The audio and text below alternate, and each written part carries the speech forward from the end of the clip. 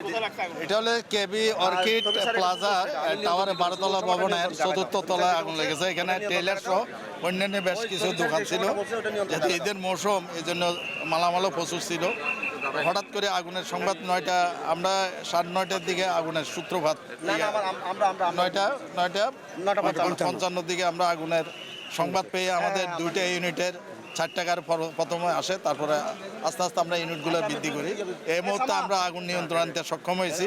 কিন্তু এখানে আমাদের যে একটু যেহেতু গিঞ্জি এলাকা জনবহুল এলাকা এবং ব্যবসা প্রতিষ্ঠান, এখানে কাজ করতে একটু আমাদের ব্যাক পেতে হয়েছে, কিন্তু ওভারঅল আমরা এই মুহূর্তে আগুন নিয়ন্ত্রণ করতে সক্ষম হয়েছি।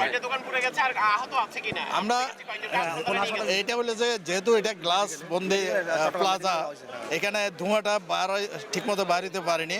আমরা অ্যাসিড ডিটেক্টর দিয়ে এগুলা আউট করার চেষ্টা করেছি। এবং কিছু কিছু লোক যারা আপনার দেখতে শ্বাসকষ্ট, অর্থাৎ ধোঁয়ার কারণে যেটা কার্বনের পরিমাণ যখন বেড়ে যায় তখন মানুষের শ্বাসকষ্ট হয়। ওই কারণে কয়েকজন আপনার একটু শ্বাসকষ্ট বোধ করার কারণে তাদের আমাদের যে লোকাল হাসপাতাল আমরা প্রেরণ করেছি।